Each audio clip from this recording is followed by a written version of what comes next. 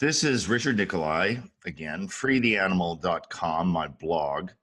And every now and then I interview and introduce interesting people, interesting and unusual with great ideas that are often not in the mainstream of thought that you might be used to. So we'll try to keep it to where it's not too foreign. Today I have with me Mr. Josh Gonzalez, and several days ago I heard a podcast that he was interviewed on, and I was like, this is great, some really good stuff. He talked about the topic was deflation in everything, and so that's what I want to introduce to my readers. So, Josh Gonzalez, who are you and where did you come from? Thanks for the opportunity to introduce myself, Richard, and to chat with you and your audience.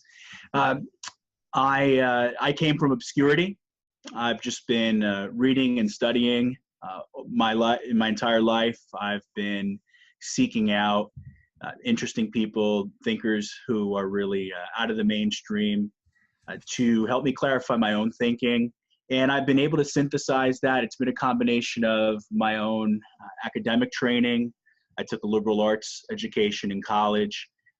That led me by necessity to go into business for myself as I learned there was no lucrative employment for people well-versed in the classics and in history and political science and all sorts of social sciences. And that's where I got my second education, which was in high finance, investment banking, insurance and investments, and having to go from self-employed, did corporate work, back to working for myself. And all throughout that, in my entire life, I've just been refining my intellect and upping my XP, so to speak, if I could borrow a video game RPG analogy. And a mutual acquaintance of ours gave me the opportunity to avail myself, and I took it, and now I'm on your radar. And I do have some ideas that I believe are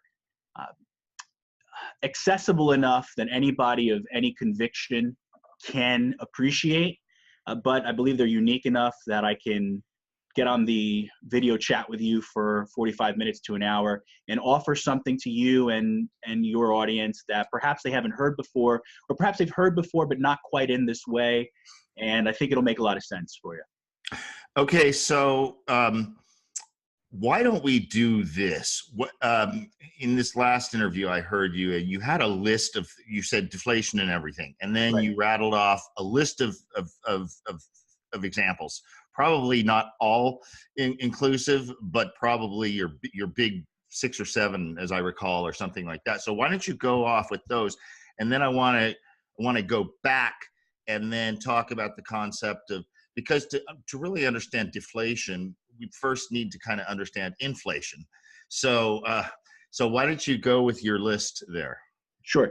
To restore economic sanity and economic viability to the middle class in North America and Western Europe, to return to healthy patriarchal norms and what I believe is the #1 most important factor, which is restoring fertility rates among white North Americans and Western Europeans.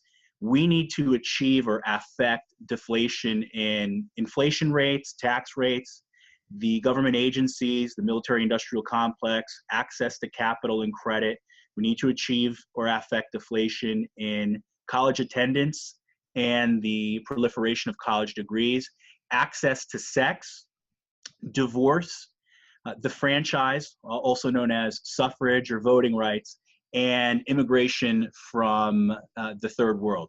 If we can affect deflation in these key areas, I believe that we can restore eugenical, healthy patriarchal norms. We can get back on track from a civilizational standpoint, and we can give our genetic and economic middle class better said, we can remove all the encumbrances. We can't do it for them, but we can get rid of the artificial hurdles and weights that are keeping people back and suppressing fertility rates. So that's everything that I'm going to chat with you about is geared toward a procreative and eugenic outcome where average and ordinary people who are willing to roll up their sleeves and work hard can actually get ahead to the point where they can support a family and have a decent standard of living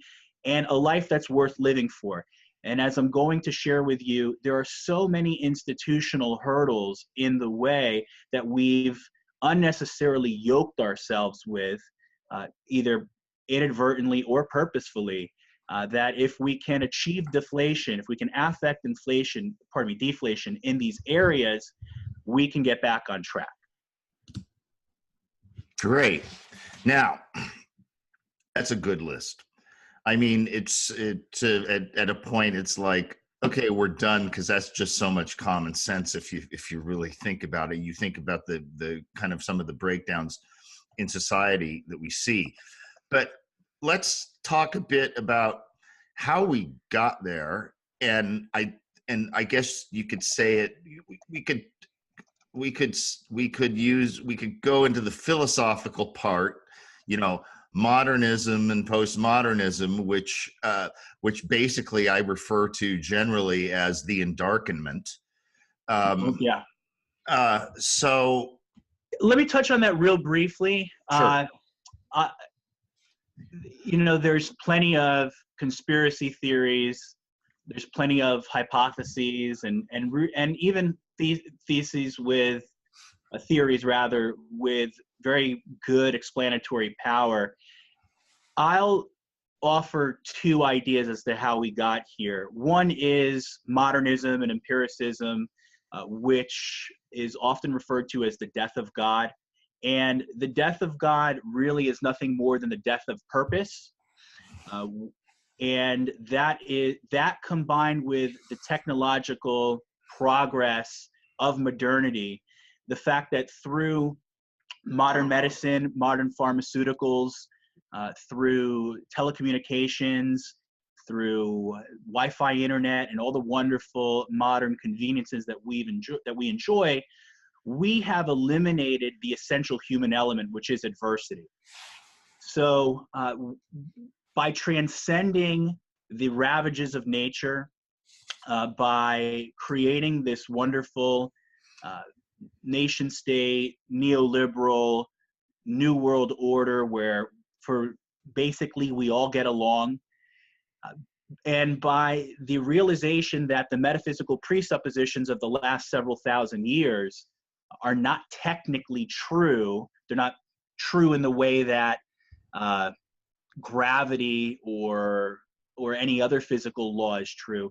The combination of those two has put us into a spiritual malaise. We've achieved the utopia. We're here. It's arrived. We live in the worker's paradise. Whether or not Marx envisioned it like this, we're here. We've arrived.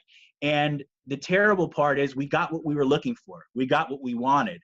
And it's worse than any of us could have imagined. The Chinese have a belief: the worst thing you can do is wish happiness upon somebody, because when you get what you want, there's nowhere left to go. Mm-hmm.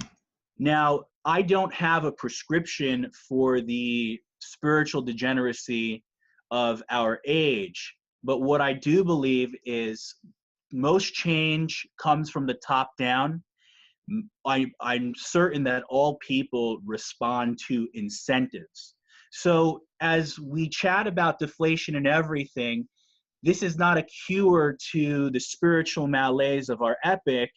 It's simply a way that if people like us who operate healthy patriarchal norms, who want eugenic outcomes for our civilization, if we can make these changes and impose them from the top down, as I've said before, the overwhelming majority of people in the world are more concerned with simply providing a living for their family and the little creature comforts, whether it's watching Dancing with the Stars or buying a new car every 3 to 4 years.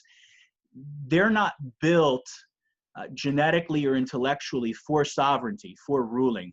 And they'll really just follow our lead. They'll take cue. So when I talk about deflation and everything, I do come from it from the standpoint that this will be a top-down imposition on society at large. And I take for granted that most people will simply follow suit. And I think a cursory review of the last several thousand years of human history vindicates that presupposition. So is it for describing how we got here, if we use the term, since you're using deflation, we use the opposite, we use inflation, or is it better to say we've gotten what we've subsidized, because whatever you subsidize you get more of, right? So so inflation really is just kind of an oversupply situation which devalues everything, versus a more conservative approach.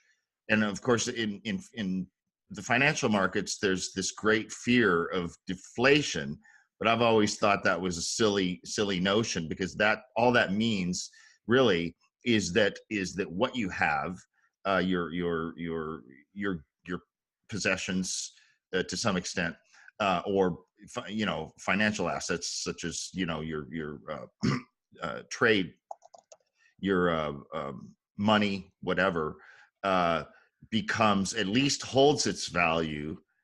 So you want to address that kind of mishmash that I just put out there? Yeah, that's a great launching pad. To understand deflation, we have to understand inflation. It's also an idea that most people are more familiar with. So if we go back to 1913 was a pivotal year in the United States of America. We had two huge changes that our society has not recovered from. The first being the ratification of the imposition of the 16th Amendment, which gave Congress the power to levy taxes from individual incomes, as well as the creation of the Federal Reserve and the fractional reserve banking system, the contrivance of fiat money out of thin air, and the loaning of it at interest, and the entire the paradox and the contradiction that represents. To put it to kind of bring it back down to earth, depending on who you ask, since 1913, inflation has been around 3%. I've seen certain analysis that peg inflation at 3.2% since 1913. For those in the banking sector, they'll recognize the name Ibbotson. Their analysis of the U.S. economy since 1926 to 2017 puts inflation at 2.9%. Now, if we split the difference, let's just round that to 3% inflation. What does that mean for the average and ordinary person who uses a 4-function calculator just to add and subtract? So let's go there. It's quite simple. In finance, we have something called the rule of 72. If you divide 72 by your rate of return, that's how long before your principal doubles. But the inverse of that is how long until your principal halves, because inflation is just the contrapositive, or actually more precisely the inverse of that phenomenon. So if we have 3% inflation, 72 divided by 3 is 24. That means your money becomes half as valuable as it was 24 years ago. Your money loses half its value every 24 years. So if you're a saver, if you're an investor, if you're in the working class and your stated objective is to roll your sleeves up, work hard, provide for the people you love, say no to things you want today for things that you know will be of more value to you and those you love tomorrow, then the fact that your money is going to lose half its value every 24 years, if you work for 48 years, your money has lost 200% of its, or pardon me, 100% of its value, 200% of its value, depending on how you look at it, over the course of your working life. The other thing we do is we have this system. It started in 1974. It was a piece of legislation called ERISA, the Employee Retirement Income and Security Act, where we started phasing out pensions. We started to get away from Social Security as the main source of retirement income. And now we put our money into mutual funds and stocks and bonds on Wall Street, and gave Wall Street the opportunity to save and invest our money. the challenge there is even if we achieved an 8% rate of return over the course of our life, when you adjust for a 3% inflation rate, that's only a 4.85% rate of return. Now, the big reason that this is because we have a system of democracy, popular democracy in this country, where we have the tragedy of the commons at a macro scale. Since nobody owns the government and we are ruled ostensibly by temporarily elected public officials who either only seek to remunerate their benefactors or get reelected the next time around, we have a disincentive system of spending someone else's money ad infinitum and constantly passing the costs off to future generation. A government loan, a treasury bill, a treasury note, a treasury bond, a government IOU is simply a tax deferred to a future generation. Well, those of us with a financial or banking background know that anytime you borrow money or you make a claim against your future, you do have to make interest payments in the present. So to get back to inflation, the reason that the money supply is inflated is because in the same way that inflation erodes your return, it also mitigates your interest payments. So if the prime rate from the Fed is at or below 3%, and the inflation rate is about 3%, then it's a wash as far as borrowers are concerned. Who's the biggest borrower? The United States federal government, which has tens of trillions in outstanding obligations, to say nothing of future Social Security and Medicare obligations, which approximate the hundreds of trillion range. And this is the imperative for the government to inflate the currency. And the people who pay are the people who are silly enough to actually work hard and produce, because we're the ones whose savings and investments are being eroded day by day. And then this also is a segue into the tax system. So even with the Tax Cut and Jobs Act, which was passed into law in December of 2017, most of which took effect in this tax year, we still have a top income tax rate of 37% at the federal level. Now, if you're married filing joint and your adjusted gross income is roughly between $77,400 and $165,000, your federal tax rate's 22%. On top of that, we have to pay 6.2% for Social Security and 1.45% for Medicare. What people don't perceive is that their employer is actually matching that amount. So that's another 6.2 plus 1.45 that your employer can't pay you because they're giving it to the federal government. And then depending on which state you live in, you might have the wonderful luck to pay a state income tax. There's also in the same way that inflation's an invisible tax, we also have consumption, excise, and sales taxes, both federal and state, on consumer staples. Everything from taxes on gasoline to taxes levied upon food staples to corporations, which are passed on to us in the final price of consumer goods. So we live in a system where as you produce, you're being parasitized at every level in perceptible and imperceptible ways. And what it does, it makes achieving a profit. We have, in the same way that a corporation has to make more than it spends, in your personal economy, you have to make more than you spend. There are just so many hurdles and obstacles thrown in the way at just this level that we have in 2018 going on 2019, we've created our own génération désenchantée. We have a generation of young people who they don't know it. It's almost like that beautiful scene in The Matrix where Morpheus tells Neo, you felt it all your life. You feel it when you're brushing your teeth. You feel it when you're taking a shower. You feel it when you kiss your girlfriend or your husband. You know it's there, but you just can't put a name on it.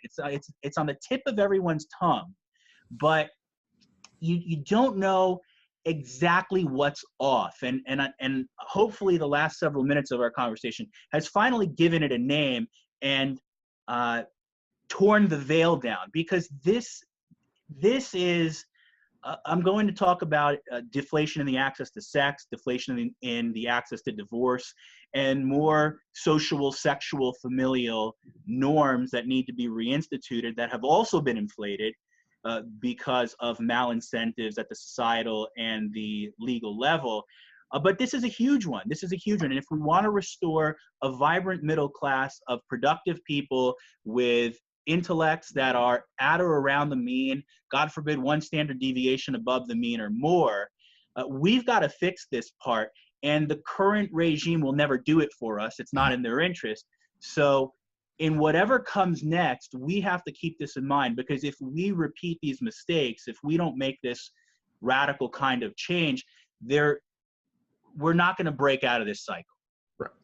Right. So, yeah, let's start relating these to each of your topics that we started this with, the things that we should deflate, which is okay.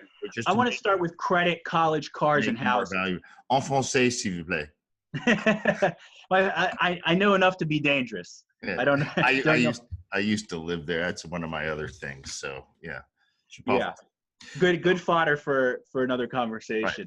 Right. So to relate the idea of borrowing, lending, credit, inflation, etc., to get to the social, sexual, familial part that I think is really the meat and potatoes of my message to you and your listeners, the segue is going to be college, cars, and houses.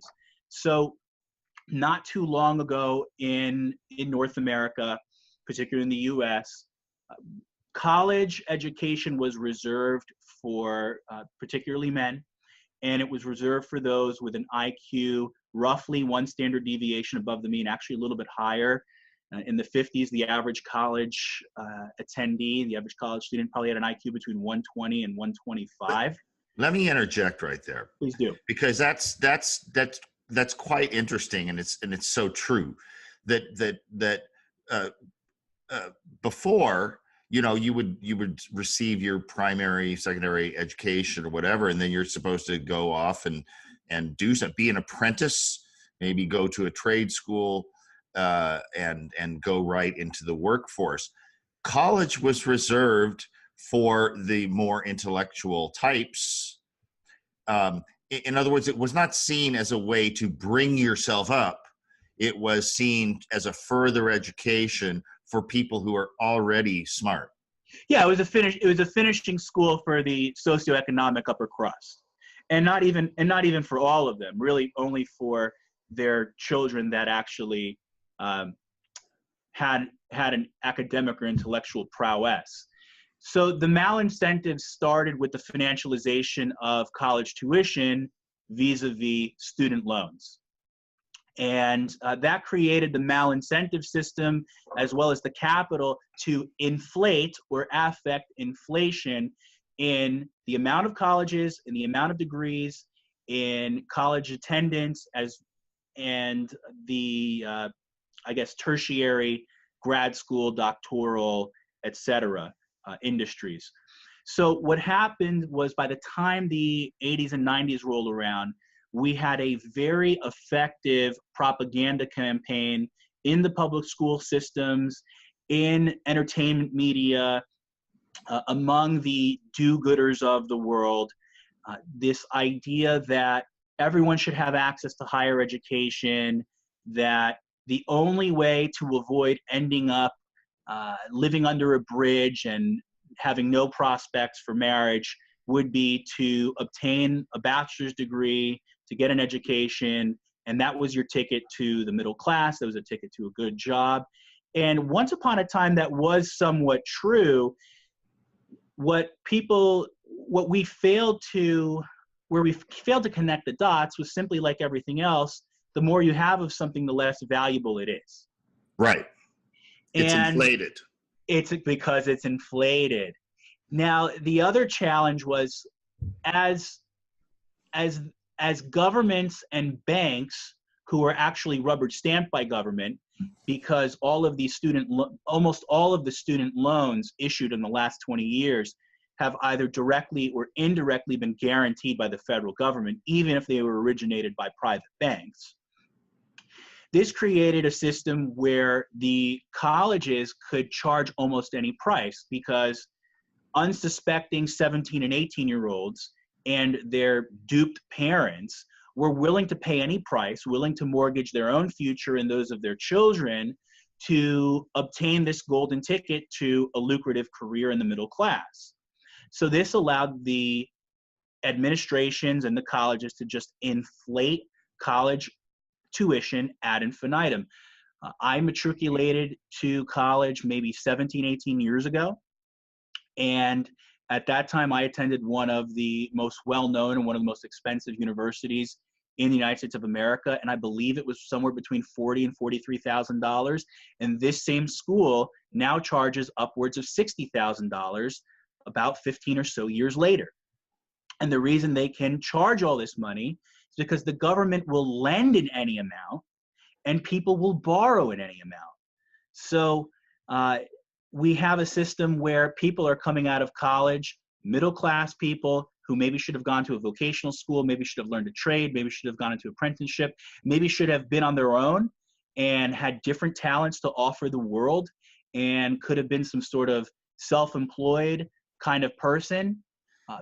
They now go into colleges and universities, they borrow obscene amounts of money that they can't pay back, and they're now saddled and permanently held back. And we see it bearing out in all the statistics. You know, the mainstream media publishes all these stories all day long about how millennials aren't buying houses and millennials aren't settling down and starting families. And of course, the US economy in large is predicated on the primary housing market. Yeah. That and consumption are actually the two main metrics of how economists, both at the political level and at the academic level, measure the financial strength and the financial viability of our economy. So their greed and their avarice in the college loan sector and their devotion to this myth of higher education for everyone has inadvertently disaffected their other sacred cow, which is home ownership. Right. And the ever inflating value of the primary residence. Right, because people consider it as an investment. But one thing I wanted to a couple things I wanted to point out real quick in terms of, you know, I graduated college, Oregon State University, you know, state school, so the tuition is not super expensive, but there was also, you know, room and board as well, you know, the college dormitory, at least for a few years of it. But when I left school, I had student loans totaling $9,000, you know, and I think of that was 84, and because I was a Navy officer, I got a deferment for 3 years. But then quickly paid it off. I think, you know, so you get these people now, you know, they go and get probably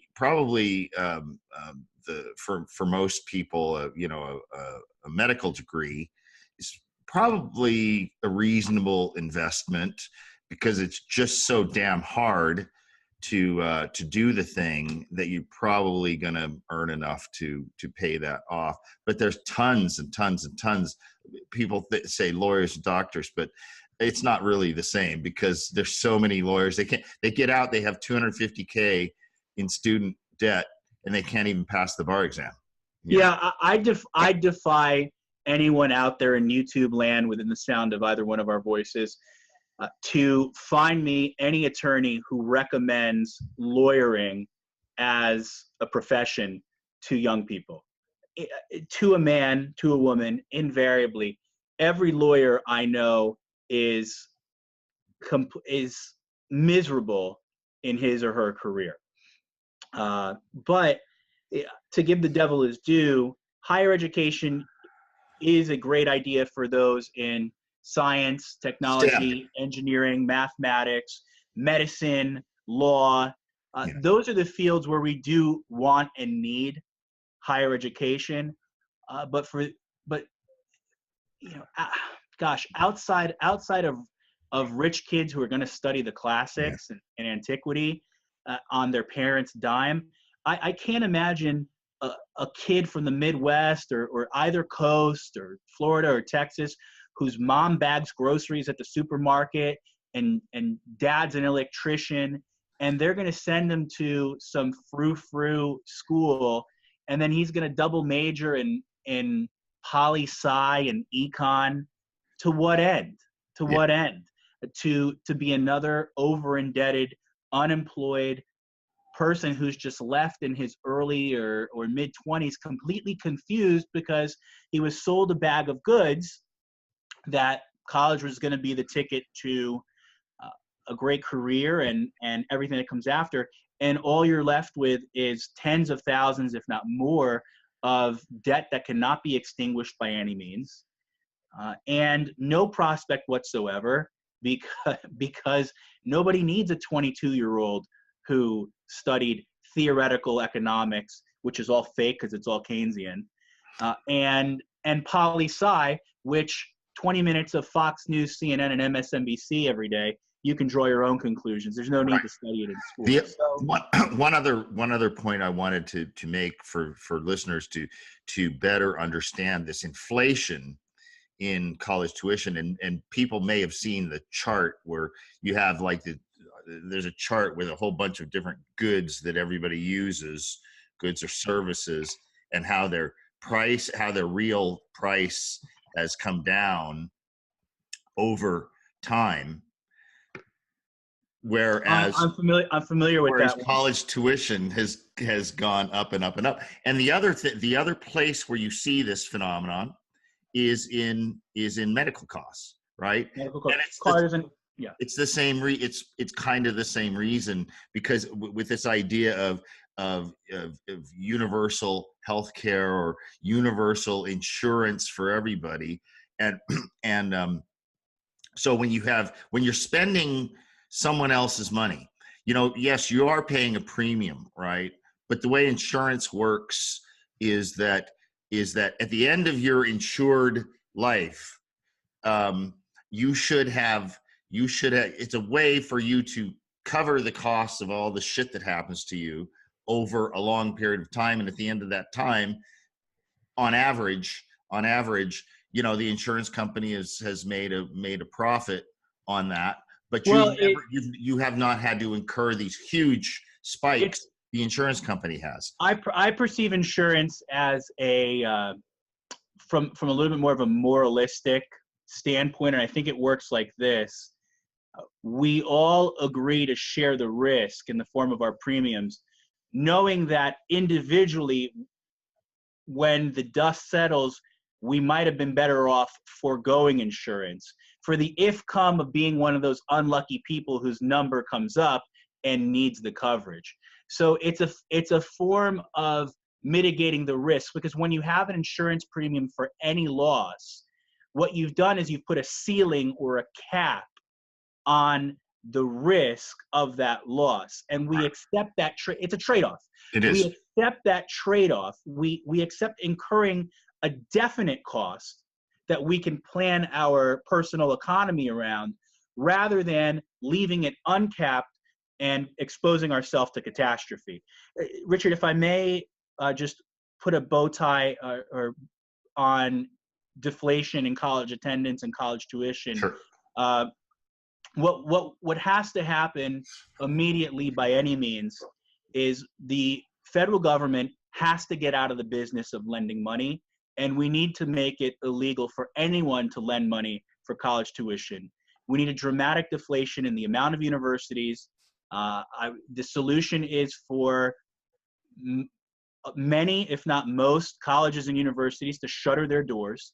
I would love to see soup lines of former college administrators, these rent seekers, these charlatans, these absolute parasites who have hoodwinked and swindled generations of hardworking, good people.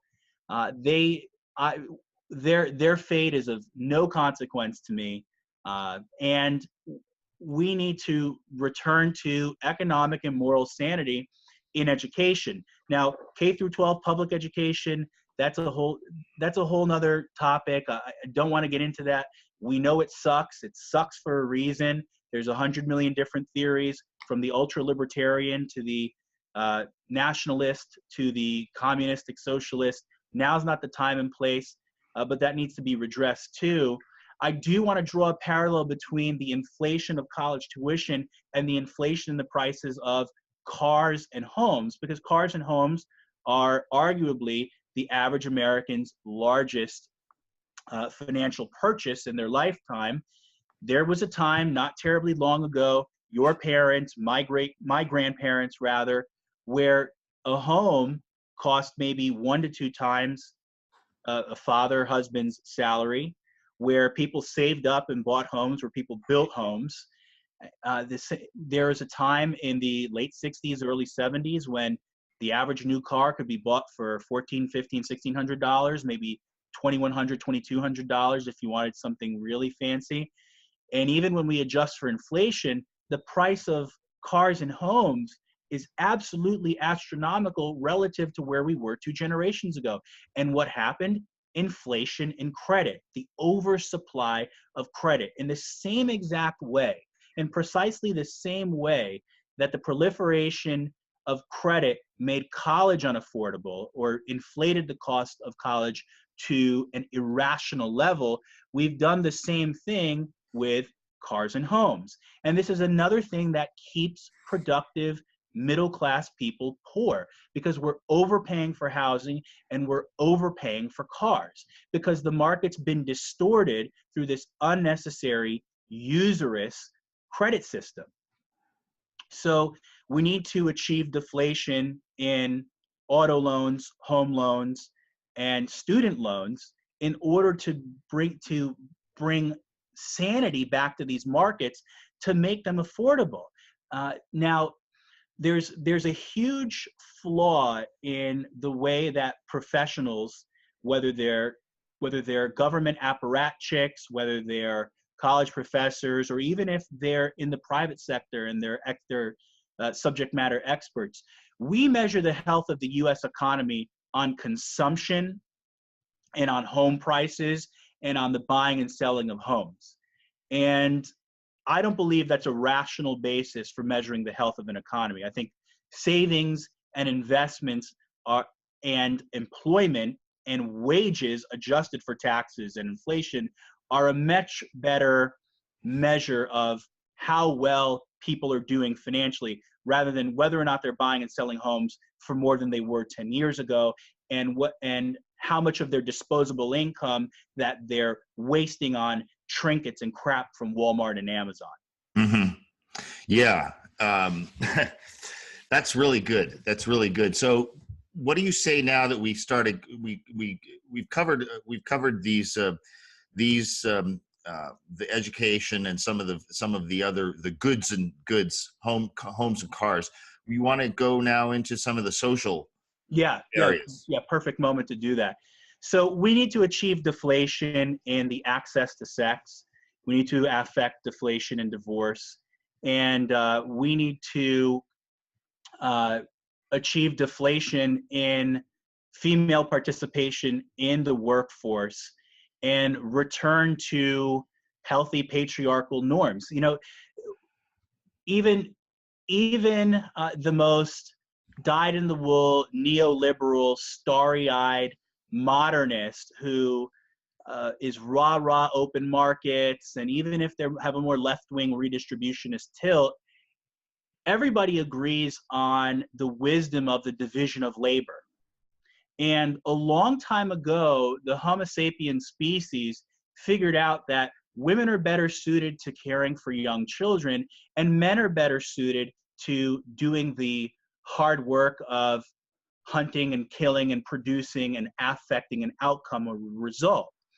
And the idea that we would regress from that, because this is not progress, this is regress, that we would regress from this in spite of the profound technological advancement of modernity is is a farce. You know, the Greeks had an idea: those whom the gods wish to destroy, they first drive mad. This is absolute madness. It's absolute madness. The first off, since the early 1970s, when you adjust for inflation and the tax rates, wages are stagnant in America. Wages are stagnant. Well, why haven't wages grown in over 40 years? Well, in the last 40 years, we've effectively doubled the supply of labor. And now it takes two people to bring home just as much, and usually less, than what one person did before the 1970s. So to say nothing of the untold havoc it brings to people's emotionality, their psyche, women and children, all of the studies prove beyond a shadow of a doubt that women are more miserable than ever, that achieving parity with men in the workforce has been absolutely destructive to their mental health. We have generations of kids brought up by nannies and daycares. We've got divorce that's through the roof. The number one reason for divorce is financial pressures. And, you know, we need a tax system that privileges and incentivizes proper patriarchal, productive, procreative, eugenical construction of the nuclear family. We need better tax credits for children. I would be in favor of age-based cliffs for the age, based on the age of the mother of the children, the wife of the household, incentivizing women to have children when they're younger. Tax credits for families with a mom that stays at home, and penalizing bastardy. You know, we're talking about inflation, which is lowering costs. How about bringing the cost of poor decision making back to the middle class? Because up until several years ago, we had that. You know, it wasn't uncommon in generations past where if you messed up and you were unwed and you were having premarital sex, that if there was a child created out of that interaction, that was it. You got married and you figured out what to do with the consequences of those poor actions. Now, contraception, abortion, etc., it's allowed us to sidestep those costs, but the emotional, psychological, spiritual costs, there's no pill, there's no hormone, there's no way to sidestep those, and that's what our civilization is dealing with. So that's the segue into deflation in the access to sex. We did not evolve for an endless supply of sexual partners.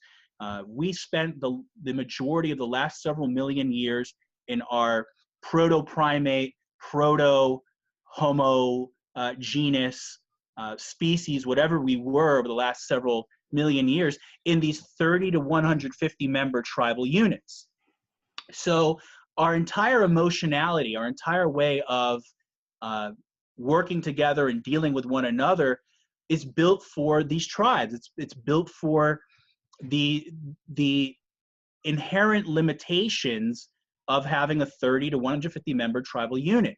So this is what our emotionality evolved for. We haven't caught up, and we have a whole generation of people between 18 and 36, if God forbid not older, who are spending hours a day swiping left, swiping right, running through dozens of different sexual partners every year, to say nothing of the resurgence of sexually transmitted diseases, and the damage it does to people's emotionality and psyche, particularly women, because men, if you are going to practice promiscuity, men are much better suited to it than women are, and it's eroding people's ability to pair bond. So in my opinion, there's no measure too draconian to stamp out these disgusting, dysgenic, destructive dating apps, the Tinders and the Bumbles and the Kicks and the Flips and the OkCupids and even the ones that are more above board, like the Match.coms and the eHarmonies. We've got to get away from that because it's ruining people's psyche. I have one other point about that. Oh yeah, I wanted to point one thing out about social media. Jonathan Haidt and Greg Lukianov recently published a book called The Coddling of the American Mind. And what they opened my eyes to is that in the last decade, there's been a 17% increase in female teenage suicide. And it's directly linked to Instagram and these see and be seen, keeping up with the Kardashian social media sites. And the dysgenic left, these college campus, post-third wave, intersectional women who can perceive oppression in everything from magazine covers to dress sizes, are completely silent, and their hypocrisy is deafening. Because in the one thing that matters, which is a 17% increase in suicide of teen girls, they are completely silent. They are completely silent, and for shame. On that alone, they should be deplatformed and dismissed out of hand by all people. I've heard both fathers and mothers alike talk about how their teenage daughters on Instagram, if they don't get enough likes for something they post on Instagram, it's like devastating, right? And there's inflation in that too, because as more and more people get on it, then it's like I only got 200 likes, I need 300. 200 likes. I don't even think I've had more than 200 friends at any given time in my life. Yeah.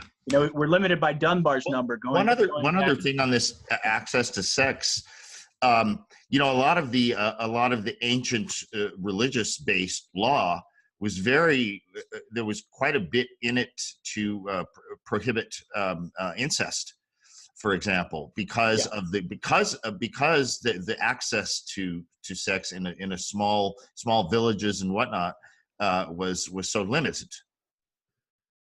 Yeah, so the canonical example is in the book of Genesis. Lot has sex with his daughters, and I recently reviewed the Pentateuch, the first five books of the Old Testament in the Bible, and I was struck by how many injunctions repeatedly God's people were admonished to refrain from incest. And here we are, modern people.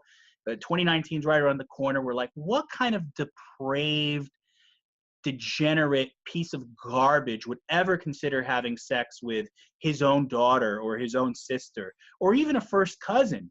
But when we take on the mentality of the absolute hostility and danger of our pre-modern Homo sapien and pre-Homo sapien ancestors, and the utter lack and squalor that they lived in. If you're in a 30, 40, 50 member tribal unit and all the good women are taken, how do you express the sexual urge? How do you express the procreative desire?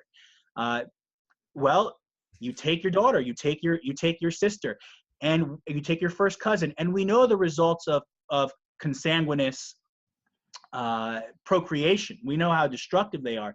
The challenge is when you're that desperate, you just don't care. So the way the Pentateuch and the Old Testament, the New Testament came about, I believe they were concretized roughly about 2,000 to maybe 2,300 years ago. But we had been telling ourselves these stories for tens of thousands of years. So since time immemorial, we have been telling the story of Lot and Noah and the Tower of Babel and all of these mythological constructions, and they're more than fairy tales. And I, at the risk of sounding like Jordan B. Peterson, there's something to extract from these myths.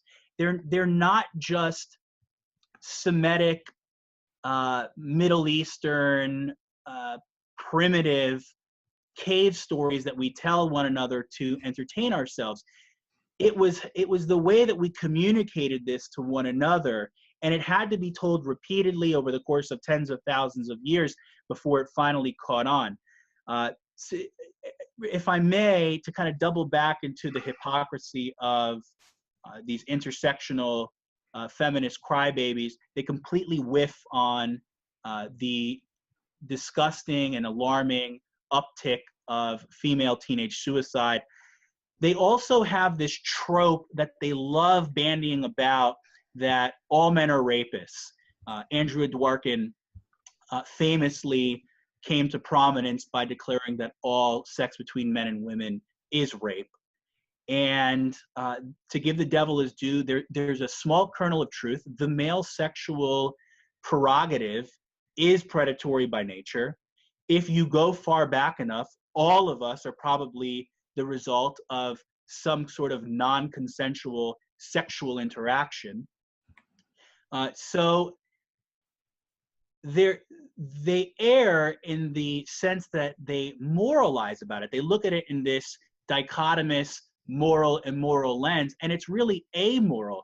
And the project of civilizing ourselves has been subsuming that sexual urge, or pardon me, sublimating that sexual urge, better said, and expressing it in a productive and creative way that enhances everybody, the family, the community, and the nation state at large.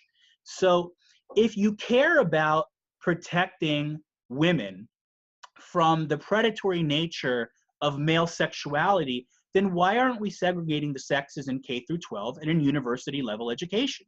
Absolutely. You know, it's this. These are so many things that as I've gotten older, when you realize that, when you start to wonder why the world around you is going absolutely batshit crazy, what are some of the causes of it? I think education, especially in the early years for males and females, they learn differently, they mature at different rates. I think it's that's the way it was. What you pointed to like way early ago. This isn't progress. This is regress, right? Absolutely. Yeah. So what's next on our list? I'm going to just put the cherry on top on access to sex and divorce. I'm going to wrap those up in a couple of minutes, and then I want to basically finish off on my conception of what a real welfare queen is, because we need deflation in welfare and warfare, which is just welfare for transnational banking and defense elites. So the last social, sexual, familial phenomenon that's absolutely broken our civilization, broken the middle class, and imposed untold havoc is cohabitation before marriage. Shame on me, I should have researched the name of the professor or the doctor who coined this idea of sliding versus deciding. But living in sin, as it was known as recently as when I was a child, there was a very well instantiated and strongly practiced prohibition against cohabitation before marriage. Now, ostensibly, this was to prevent premarital fornication. But there's a much bigger implication of cohabitating before marriage, and that is the idea of sliding into marriage before deciding to get married. Because when you cohabitate with a partner, you split costs, first and foremost, usually. Two can live as cheaply as one, so it's uneconomical to break up. Two, anybody who's ever moved know that moving sucks. Moving is a fate worse than death.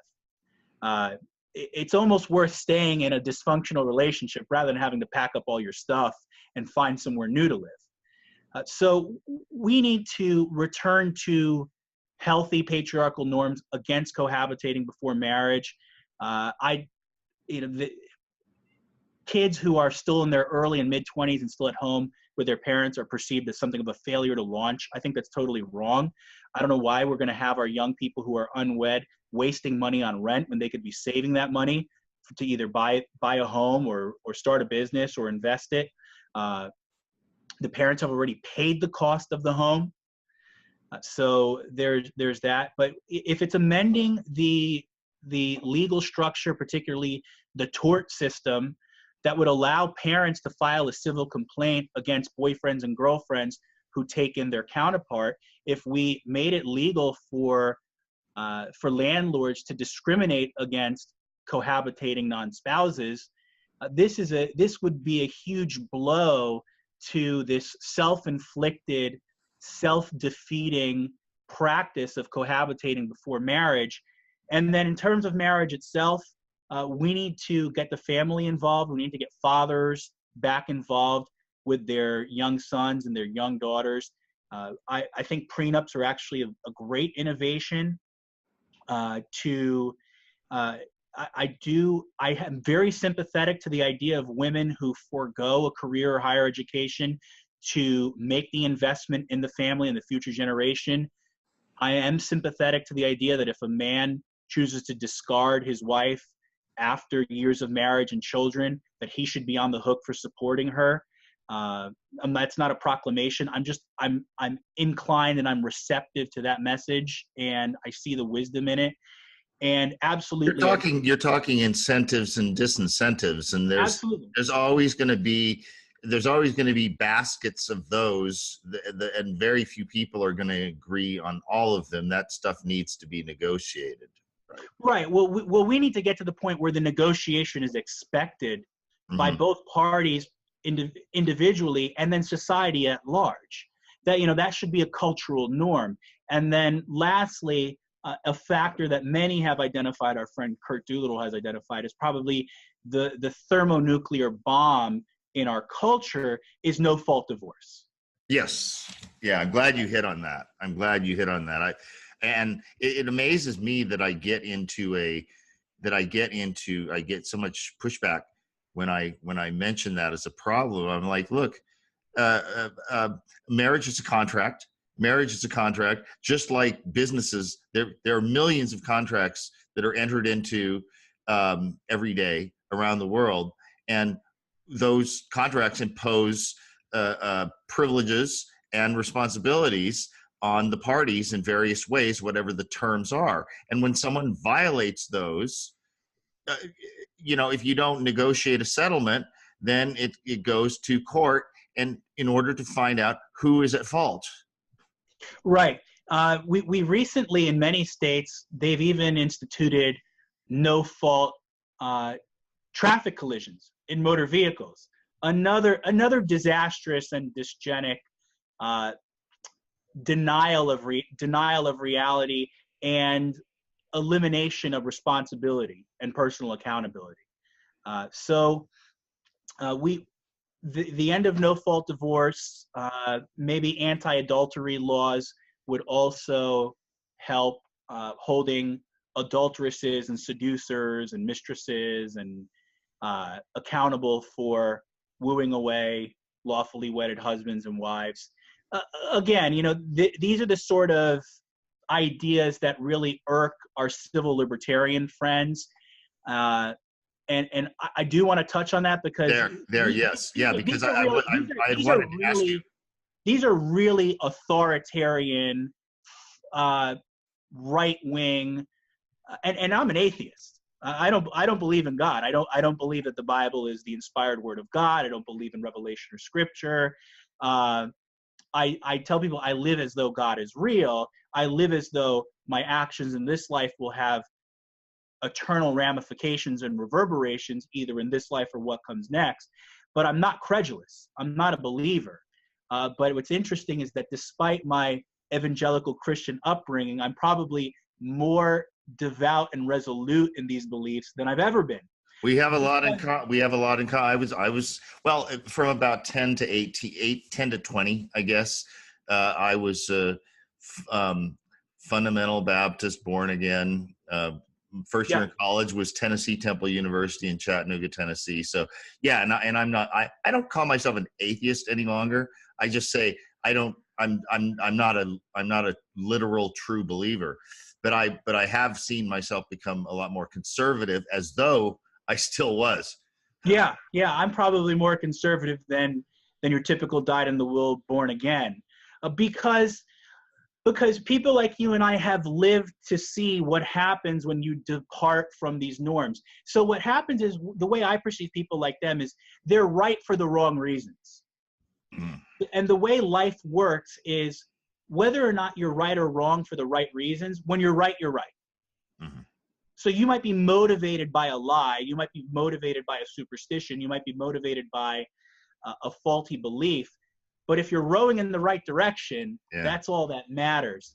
So I think we've sufficiently touched on deflation in the access to sex, deflation in the access to divorce. This will restore healthy patriarchal norms. This will help restore fertility rates. This will create the milieu for productive working class people to actually save and invest and get ahead, because you can't save and invest and get ahead if you're not making the most important investment of all, which is in the propagation of your own genetic code and your own family. And anybody, I would defy anyone to contradict me on this. Despite having children and incurring the astronomical cost of au pairs and nannies and a third car and private school and all these costs that I didn't have as a single person, somehow, some way, I've figured out a way to generate more income, save and invest more income, and get ahead now as somebody approaching 40 who has an extremely high overhead than when I was in my 20s and perfectly single to spend my money on whatever I wanted, myself being the highest consideration. Isn't it funny how when you have a why, the how presents itself? Mm-hmm. And you don't find that inspiration, you don't find that overdrive gear without the necessity. Mm-hmm. Hey, what do we have? We're at an hour, and I'm free to go as long as you want, but I think we haven't covered yet suffrage. Okay, I was going to go into corporate welfare and Okay. social welfare.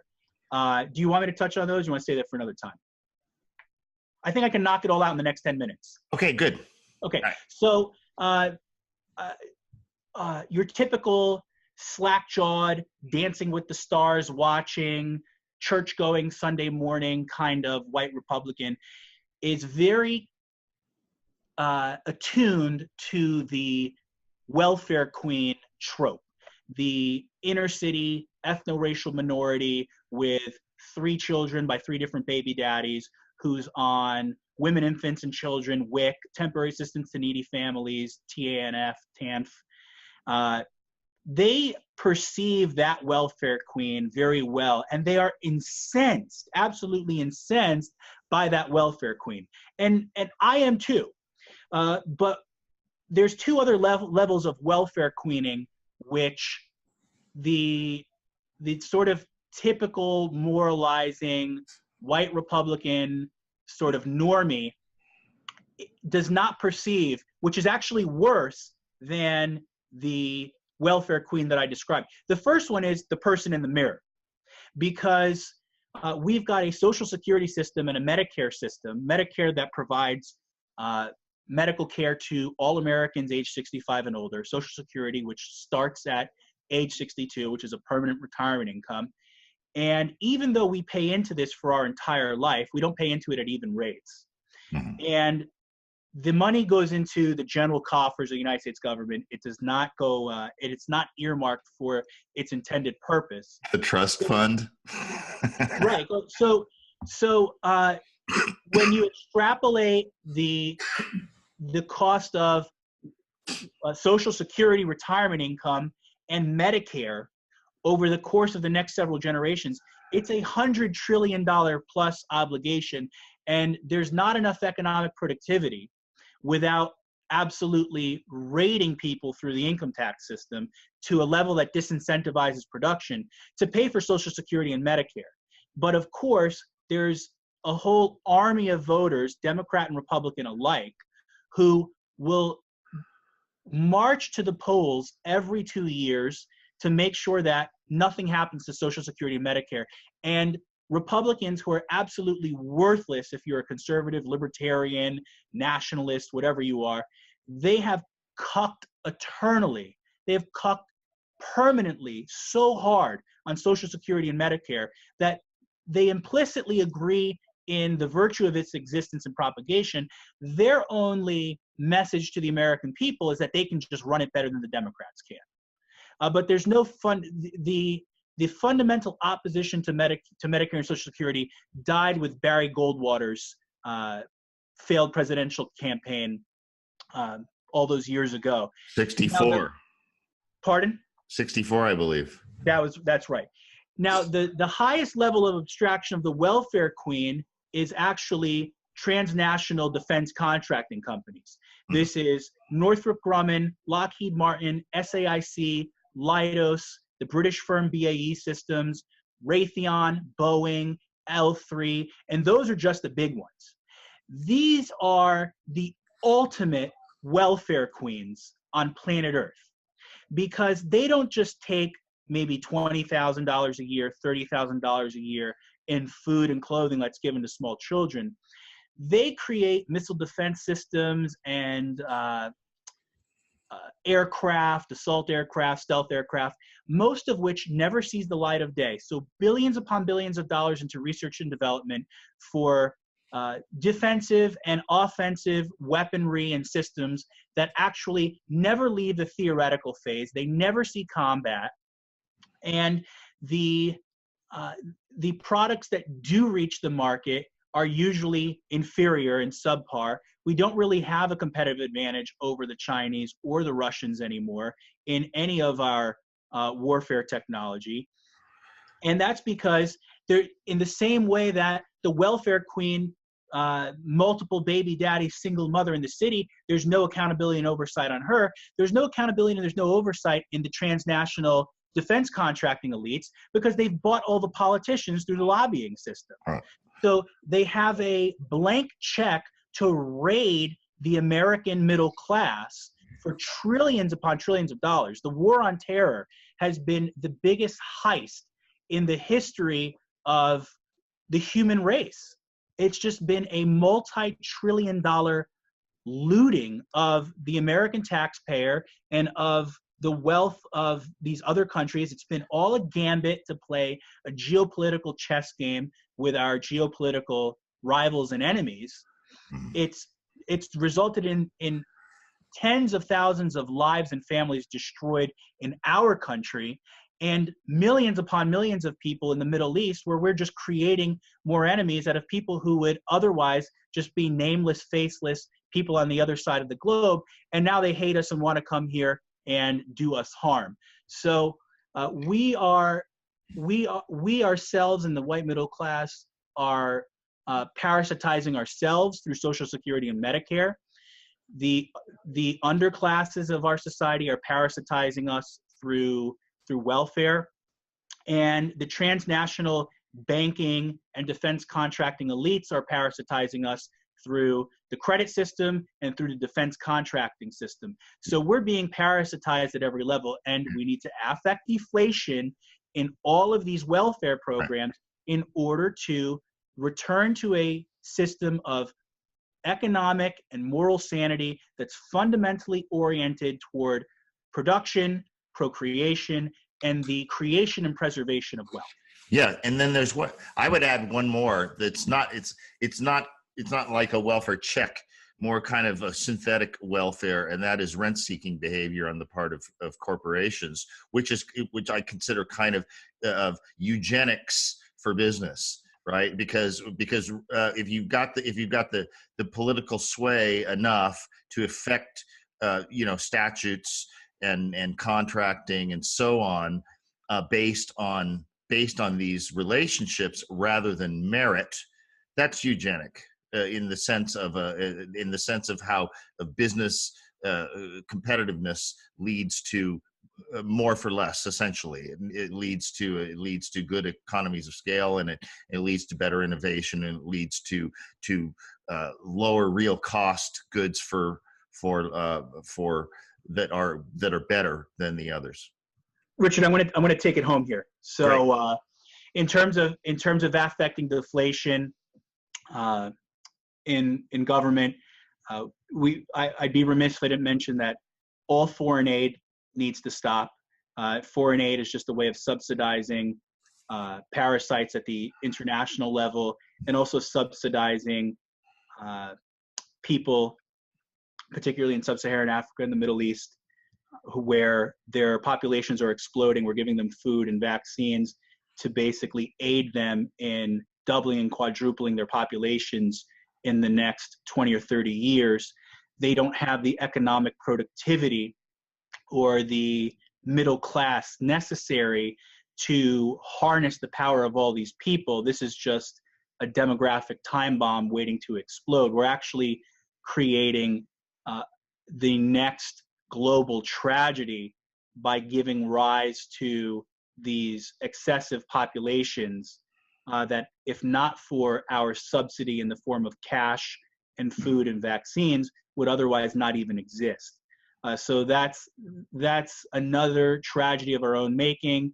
And if we even survive the next 20, 30 years, if we don't destroy ourselves, that'll destroy us for us. Just a quick word on federal agencies: Department of Education, EPA, Department of Labor. All of these are all rent-seeking devices. These are all wealth transfer devices. They offer no productivity. If you were to analyze the administrative state, that's all these government agencies and all the laws and costs that they impose, the GDP of the administrative state in the United States of America would be ranked 9th or 10th in the entire world. The difference is, unlike GDP of in all other considerations, this GDP is negative. It's wealth destruction. So that's another just shoveling good money, good capital, good resources into a fire, just throwing it down the drain on rent seekers, unproductive people, and systems that actually hamper economic productivity. And then lastly, deflation in suffrage. The stark truth and the impolitical way of saying it is that most people can barely manage themselves. Most people do a poor job of running the economy of their own personal life. The idea that everybody over the 18 who's not a convicted felon should have a say in social and economic matters of the day is another myth. Kirk called it the myth of the aristocracy of everyone. Yeah, which was the core myth of the Enlightenment. Yeah, that's not true. The only legitimate stakeholders in a polity like ours are married men, husbands and fathers who are over the age of 26, who have children, and they produce income, or they have assets, or they have property. These are the only people who are stakeholders in our polity. These are the only people who should have a say in these matters, and then that say in general should be limited to truly common concerns among all men. Term limits are an absolute area where we need deflation. We've got to get the career politicians out. We need to get back to sort of the statesman who, for a temporary time, will forsake his economic productivity or his potential, better said, in order to do a civic service or perform a civic duty to the community at large, whether it's a 1 or 2 year stint in the public interest. And we get there by imposing term limits and precluding the existence and proliferation of career politicians. I have a dictum or a law. It's simply this: democracy is just communism in slow motion. The corollary of that law is democracy is just communism in slow motion until it isn't. Then it's just communism. Right. And what we have in the United States of America in the 21st century, and it started in the 20th century, is we just live in slow motion communism. This is communism by some other name. I think it was Bastiat that said that the state is the fiction that we can all live at the expense of one another. Yes. And that's what we have. The government as we practice it. I've talked about the administrative state, all the alphabet soup agencies. I've talked about the intelligence industry, the defense contracting industry, the credit and usury system in this country. I've talked about higher education and the scam that is. These are all systems of us just robbing one another rather than figuring out a productive and just way of organizing our economic affairs, we've turned to the public coffer, which is simply a system of robbing one another. And that's what voting is. That's what voting became. Voting in the United States of America became what it is, and Lebanon became what it is, or was in the Balkans in the 1990s. It's just competing ethno-racial religious groups who are trying to have a higher head count than one another so they can rob the other group before the other group robs them. Right. And the only way to get around that is to limit suffrage to married men, fathers, husbands, over the age of 26, with young children who they support, with income, assets, and property. Because regardless of your religion, regardless of your ethno-racial patrimony, married men over the age of 26 with wives and children who actively produce from a financial or economic point of view are more or less the same, regardless of what God they pray to or what God they don't pray to, regardless of other socioeconomic, ethno-racial factors. We all have the same interests. And there's a wonderful saying, there are no permanent allies, there are only permanent interests. And despite these sort of silly, doctrinal, or petty ethno-racial differences, we're more or less fundamentally in agreement on the great issues of the day that affect our families. We want our property values. We want our property to stay valuable. We want our kids to have good education. We want a healthcare system where the people we love can be healed if they're sick. We all have that in common, despite any other differences. The challenge is when you've given everybody over 18 the vote, there are too many differences, even among a culturally or ethnically homogenous group. There are too many differences, and it's just not tenable, and democracy just becomes a race to loot the other person before they loot you. The golden rule is do unto others as you would want to have them do unto you. Well, there's sort of a copper, nickel, dirty version, which is do unto others before they can do unto you. And that's democracy. That's popular suffrage in America. Well, we're doing unto others before they can do unto us, and it's just violence by other means. It's violence by nonviolent means, and when the nonviolent voting system breaks down, we'll just return to violence. Yeah. Well, the thing is when we began this, one of the things you began with was the awful consequences in terms of inflation with the 13th Amendment, and we could do a whole hour program on the 19th. The 13th wasn't so bad. The 13th outlawed slavery. It was the 16th Amendment that created the income tax. Oh, 16th. There we go. Sorry. The year was 1913. Okay, there we are. Yes. Yeah. For my detractors out there in YouTube land, I am not advocating the repeal of the 13th Amendment. Thank you very much. All right. Okay. Sorry to put words in. But anyway, so the 16th and then the 19th, you could do a whole show about the consequences of the 19th in inflation, in everything, in laws and everything, the breakdown of the family. But we'll have to save that one for another time. Let's do that one. Have we about wrapped it by now? I've said everything I should say, and probably a little bit more than that. Yeah. I mean, it's a good thing for saving the repeal of the 19th Amendment for last, I think. Otherwise, you're going to lose all of your female audience right off the bat, right? Yeah, I can't afford that. I could settle for just like, property owners and business owners, male or female. That would be certainly a step in the right direction. Yeah. I will say this, whatever step, that can't happen democratically. That'll have to be imposed. Yeah. The things that we've talked about today, to disabuse anybody out there who didn't get it, what we propose today cannot, will not, should not be achieved by democratic means. It will have to come from the top down. It will be a cultural and intellectual vanguard that piggybacks off of a larger social movement that imposes this. And, to our libertarian friends, sorry, not sorry. Libertarianism's never created anything. Libertarianism's never created a civilization. And the difference between us and libertarians is you can be a libertarian in our society. If we affect the deflationary changes that we propose today, there's plenty of room for you to be a libertarian. But if you don't, you can't be a libertarian in a gynocracy. You can't be a libertarian in a socialistic, communistic nanny state. And the proof is in the pudding. Men built civilization. Men built the world.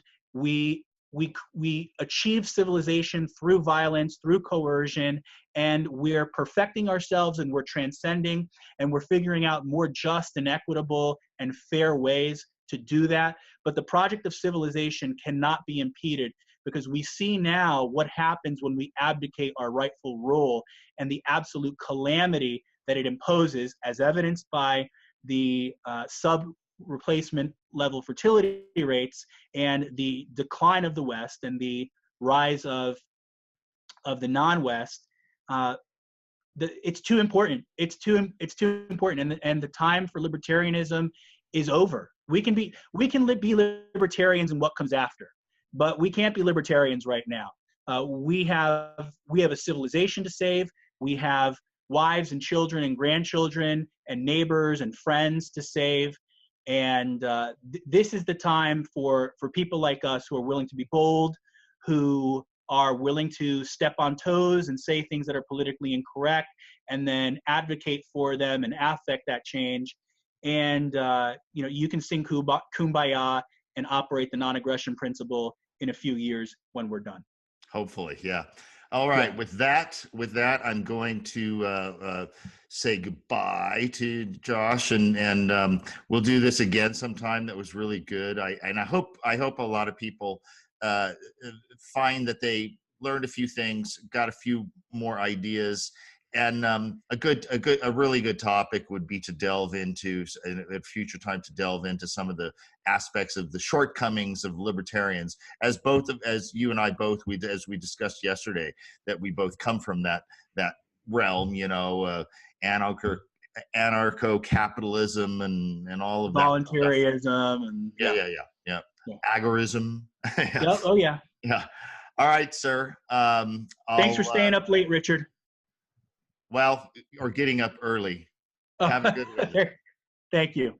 Be well. Bye-bye. Bye.